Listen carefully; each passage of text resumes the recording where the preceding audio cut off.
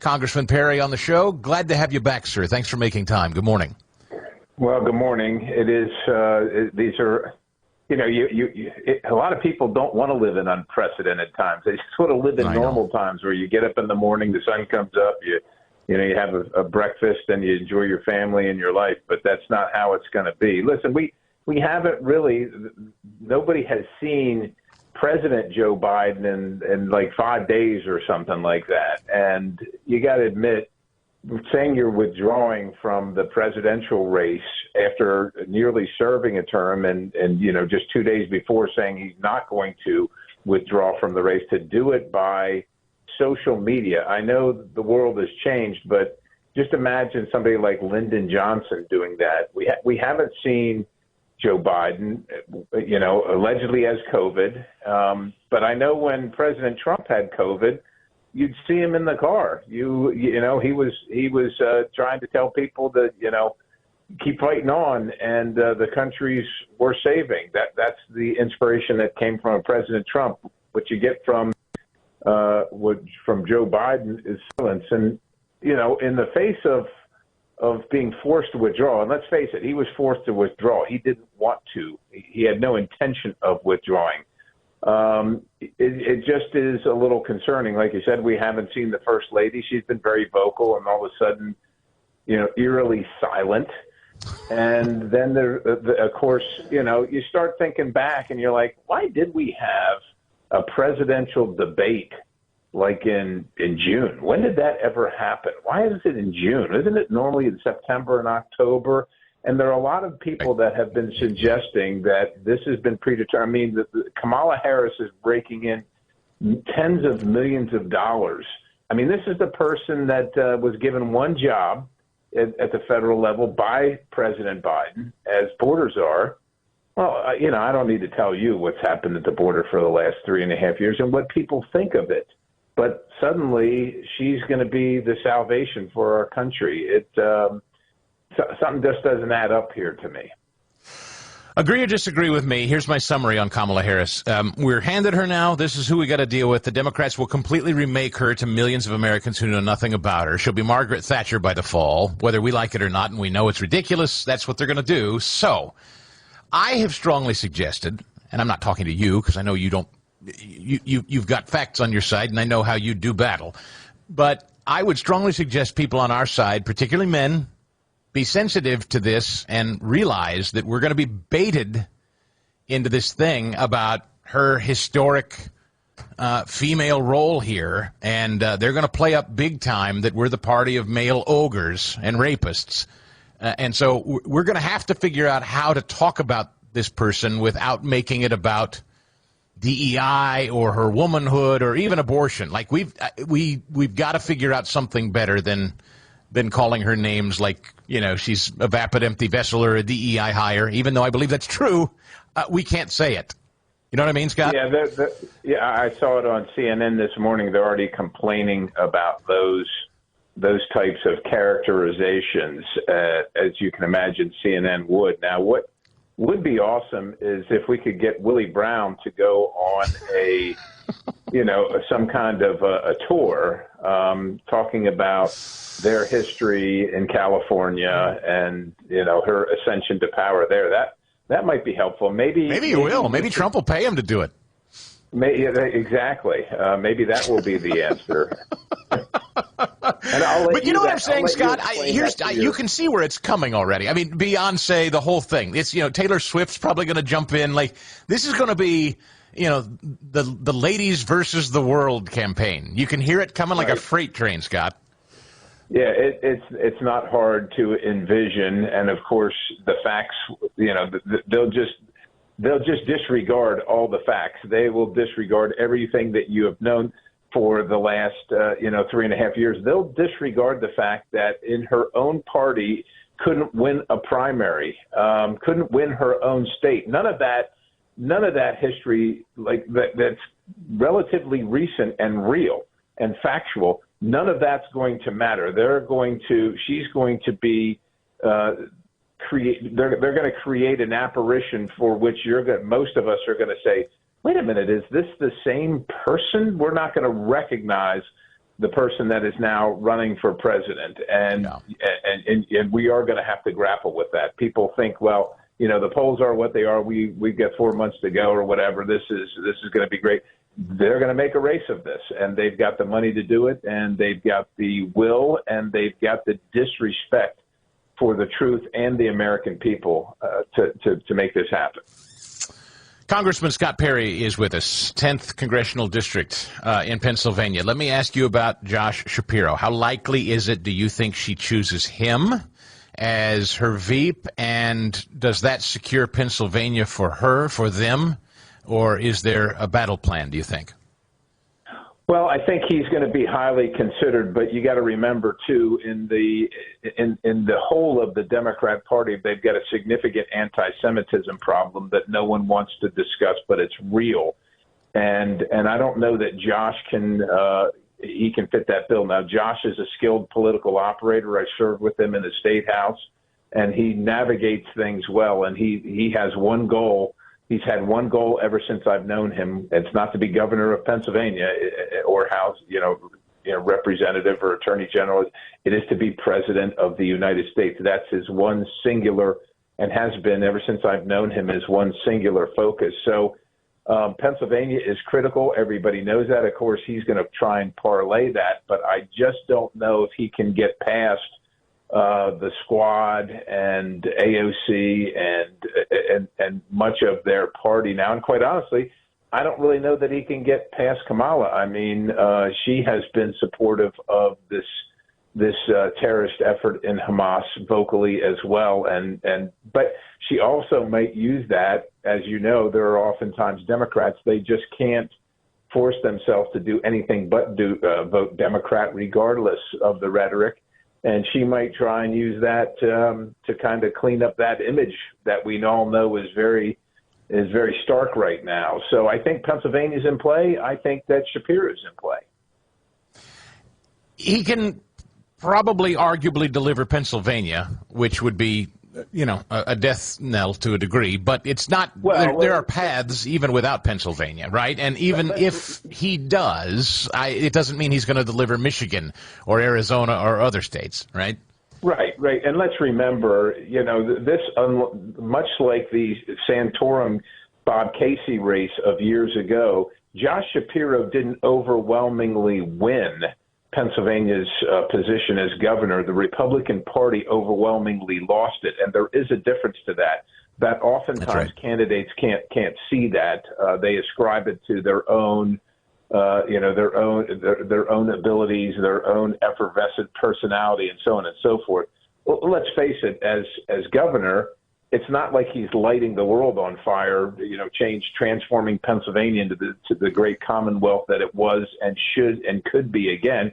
He's been playing it safe and husbanding, his resources and betraying those who supported him under promises of doing certain things for the same old allegiances that liberal left-wing Democrats have always had. So nothing new to see there, but again, without the media to call out these things, people are going to think he's one of the folks that's going to save the country, not based on reality. He's been governor for an hour. I mean, Scott, he's been governor for an hour. Like, what kind of record does he have? Anyway, how about Benjamin Netanyahu coming, joint session address?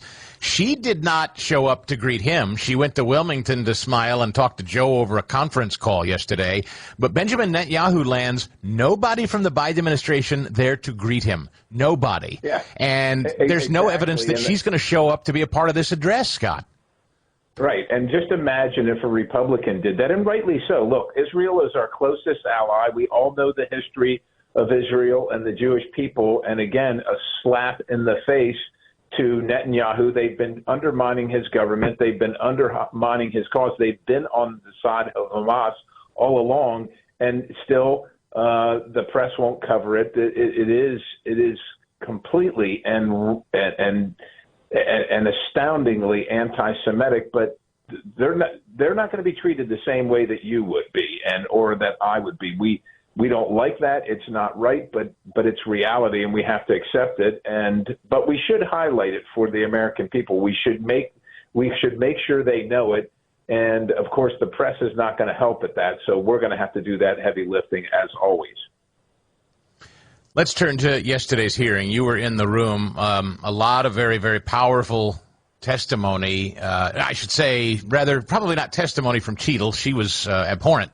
But most of your colleagues on both sides of the aisle really lit into Director Cheadle of the Secret Service. Let's play some of it. Let me focus very specifically on one of the Democrats who laid into her yesterday. This one, I think, I wouldn't even begin to try to guess how you pronounce the representative from Illinois, so we'll just play him here. As you know, the shooter began shooting at 6:11 p.m. Eastern on July 13th. NBC reported that at 5:51 p.m., 20 minutes before the shooting began, the state police informed the Secret Service of their concern. Now, the rally was not paused at that point, correct? No. And according to NBC, just 2 minutes later, at 5:53 p.m., the Secret Service notified its snipers about the gunman. The rally wasn't paused at that point either, correct? No. Let me show you some video footage by rally goers. If you could play the video on the screen up here. This was taken 2 minutes before the shooting started. If you could turn up the volume. Dangerous people. Criminals. We have criminals. We have drug dealers. We have people that should not be here. Right on the roof. It's much tougher than it happens. You went right on the roof with that. Up here. Ma'am, that doesn't look like suspicious behavior. That looks like threatening behavior to me. And the rally wasn't paused at that point either, correct? I can tell you, as I stated earlier, sir, that the moment that the shift surrounding the president were aware of an actual threat. That's a threat right there. The guy's on the roof and everybody's yelling at him. Yes. And directing the officer's attention. So this went on. That's a Democrat from Illinois. And then I want to play one more, Scott Perry. This is Ro Khanna, Democrat, California, yesterday. Right. You know, do you know what Stuart Knight did when he was in charge at the time of the Secret Service? You know what he did afterwards? He remained on duty. He resigned. He resigned. And Stuart Knight was not a Democratic appointee or Republican appointee. Look, I'm not questioning your judgment. I just don't think this is partisan. If you have an assassination attempt on a president, a former president, or a candidate, you need to resign. And, of course, he's referring, Scott Perry, he's referring to Stuart Knight, who was overseeing Secret Service when Reagan was shot. He resigned, Ro Khanna's point is. So, your read on the hearing yesterday, sir. Well, my read on the hearing is that we got very few answers. What I think the public saw was a bunch of questions that they have in their own minds, kind of validated by both the left and right, by Democrats and Republicans, and an obstinance and an arrogance from the Secret Service director. We know there's an investigation ongoing, but we also know that it's going to take 60 days per her admission. And then what we don't know is but likely the report will take another 45 days after the 60 days. And in the meantime, we've got major campaigns going on where we don't feel confident that any candidate, whether it's Trump, whether it's Harris, whether it's Kennedy or somebody else, can expect some level of safety from this organization that has obviously lost its way. People that don't know anything about securing a site looked at the circumstances and say things like, what about the high ground? And, what's with the communication minutes long about a person crawling up the roof with a firearm or wandering around the crowd with a rangefinder? And then, of course, there's the Secret Service detail itself. Did they ever work together? What are their characteristics for a guy that's 6'3", or maybe the president's even taller than 6'3"? I mean, it's not personal, but you got to physically be able to do the job. And if you can't, I'm sure there's another job that you can do, but it's not this one, and it's not a personal slight, but it's just the reality of the needs of the duty. And of course, Ms. Cheadle answered almost no questions. She gave us no new information. She gave more information on public interviews than she did in Congress. Now, you got to remember, too, in the hearing, she is sworn, right? So she's taken an oath to tell only the truth. And what she did was spend the hours-long time together to not say anything for fear of being for being prosecuted for perjury, I'm sure.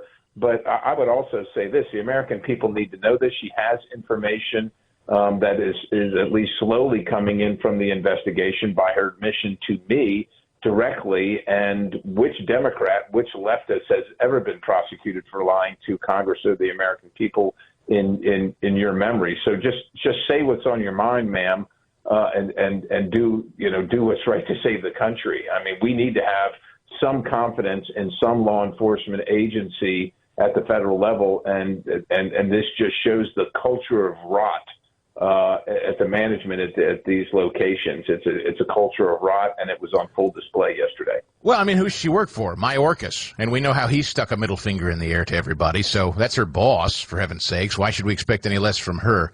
However, interestingly, a letter was issued yesterday, Scott Perry, from the ranking member Jamie Raskin, a hyper-partisan Democrat, who did take some time to grandstand about gun control, but whatever. Jamie Raskin and James Comer, the chair of this committee, as you know, co-authored a letter yesterday after this hearing and said together, "Today you failed to provide answers to basic questions regarding the stunning operational failure to reassure the American people and the Secret Service that they have learned lessons. Anyway, we call on you to resign as director as a first step to allowing new leadership to swiftly address the crisis and rebuild the trust of a truly concerned Congress and American people." I don't know that I remember a time that two pretty diametrically opposed political figures in the House of Representatives issued a joint letter like that. Yeah, it's not often that Jamie Raskin from Maryland and, of course, the chairman of the committee, James Comer from Kentucky, agree on anything, and that's a pretty bold move. So I think it's very, very powerful. For myself, I would give her the benefit of the doubt in the investigation, but it's difficult under the circumstances. But I think that everybody, even though I might disagree with them, dislike them, whatever, deserves due process. But she has not put herself in a position where she can withstand criticism, and the agency and the mission is bigger than any individual. Like I said, we have months of campaigning left, and essentially, I guess, these candidates are going to have to be relegated to the Joe Biden campaign of being in the basement. You show up once, a month for ice cream unannounced, and then you go back to the basement. That's not America. And quite honestly, we deserve better, and we can have better, and we should have better. Hey, Scott, I've noticed something, though, and I think you have too. I'm really intrigued. As for Donald Trump himself and the Trump campaign, who have now been asked directly, do you think she should resign, or what do you think of the Secret Service? They're playing it pretty close to the vest, kind of withholding their fire, so to speak. Trump not going all in on her. She actually went to the convention, as we saw some of the Republican senators chasing her around trying to get answers from her. But she went to that convention last week and met with Trump personally. And Trump was asked about the conversation with her, and he said she was very nice to him, and they had a nice conversation. He was almost complimentary of her in a way, and I'm intrigued by that, Scott. What do you think he's doing there? Just letting others handle it? Well, a couple things come to mind. First of all, I think that if you watched his speech at the convention, I think that the events of 10 days ago, Saturday in Butler, Pennsylvania, changed the president's perspective about the providence of God and about how perilous this nation and this world is right now, and for him especially. But other than that, let's come down to brass tacks. Whether he likes it or not, he has to depend on these people to protect him. It's the law. They're going to be there whether he likes it or not. They determine what's going to happen and what's not going to happen regarding his protection. His life is in their hands, and I think he knows that, and I think he's right to be gracious to them and pray to the good Lord that they're going to continue to protect him successfully. I got to tell you this. I'm watching some of your colleagues who went to Butler, Pennsylvania, and they're running around on top of this roof. I feel terrible for this business. I don't even know what this building is or what they do in this building, but can you imagine running that little company and you get congressmen climbing all over your roof now analyzing almost shooting of a president? But anyway, interesting that your colleagues went there physically to see this roof, and they're documenting it on their phone cameras and whatnot. Have you seen any of that? Yeah, I have seen that. Of course, I know some of the members, and I think unfortunately, I think it has to happen because we're just not getting the answers. I'm not confident at this point that the FBI secured the crime scene, that the Secret Service did what they could to preserve the evidence. I'm not confident of any of that. I do want to see, and I just hope that I can trust them, but I want to see the photographs. I want to know how many shell casings were there, and I asked the questions about who assisted this individual that was up on the roof regarding the car and the explosives, regarding getting on the roof. I just have a hard time myself believing that this guy flew drones around, loaded his car up with explosives, walked in with a ladder and an AR, and climbed up the roof and and used a rangefinder a couple hours before while in the crowd. I find it difficult to believe that this was all so simple. I just do, and maybe I'm going to be wrong, but even with her answers, I think there's potentially more to the story here, and we need to know the whole story. So I commend the other members for going to check this out themselves, and they've done more than she has. She hasn't visited the site yet. That blew my mind when she said she hasn't even physically been to Butler, Pennsylvania yet. I couldn't believe that. Scott Perry, and by the way, that a building 130 yards from a point of the shot is not in the perimeter. That unto itself is laughable. It's not in the perimeter. There's a building, I think, right adjacent to it that's actually higher, and of course, oftentimes out of frame, but within walking distance for sure, is a water tower, which eclipses all of them as the high ground, and that wasn't addressed yesterday either. I really just don't understand what the calculation was here. Maybe the calculation was, look, we're just going to let this play out, and if somebody comes at him, well, that's their business or something. It's astounding to me. Scott Perry, you are always gracious with your time. We're grateful for it and your perspective, sir. Thank you so much. Well, thank you. God bless you. Just keep a smile on your face. Enjoy the summer. Enjoy your country, but stay in the fight.